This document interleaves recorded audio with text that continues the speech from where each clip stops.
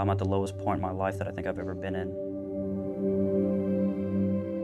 It was a constant battle of depression and the continuous thought of ending my own life.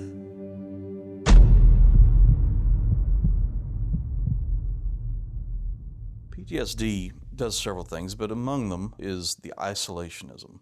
It causes them to withdraw from society, to withdraw from family, people that they're closest to. Gene Birdwell, businessman here in Houston, had heard about the statistics of PTSD in our military. And the more he heard about that, the more he realized, man, we've got to do something about this. Let's get them in a place where they feel safe to open up, to share their story, hold each other accountable, and move forward together. 5 years ago, we opened up Camp Hope, which is the housing portion of what we do. We've brought vets in from all across the country, about 30 different states. We bring in teaching for emotional regulation, anger management. It's really everything in your life. It's not easy, it's not quick, pretty complex, but we also partner with licensed professional counselors that all of our staff, all of our residents see on a weekly basis. We are mentoring you through those experiences. So for our vets that come through our program, many of them want to find a way to turn around and help the next veteran come home. What I found here at Camp Hope was brotherhood. What I found at Camp Hope was connection. And I can only say that through the mentors and the people that were working here that I was able to say, you know what, I want what they have. I used to hear about Camp Hope on the radio all the time, but whenever I heard it on the radio, I thought, oh, I don't need any place like Camp Hope. But I was in denial. I didn't think I needed help from anybody except me.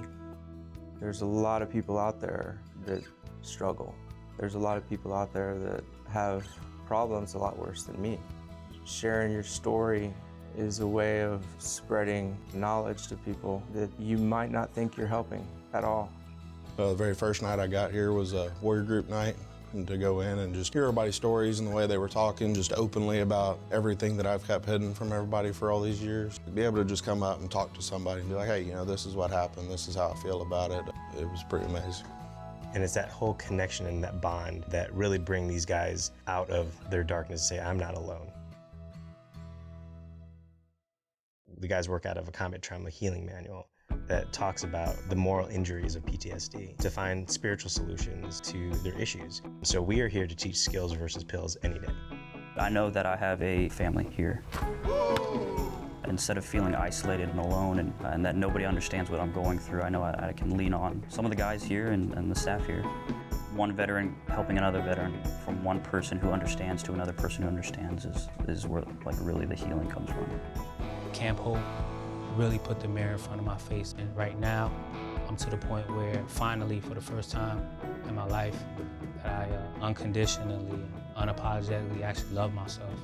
While it's disappointing to me that it's the only place in the country like this, it's very inspiring to me that it's happening here in Houston, Texas. And I think our entire city ought to be proud of the fact that Camp Hope exists right here in Houston. Empowering Arms is proudly presented by the International Brotherhood of Electrical Workers 716. For more inspiring stories, go to khou.com/empoweringarms.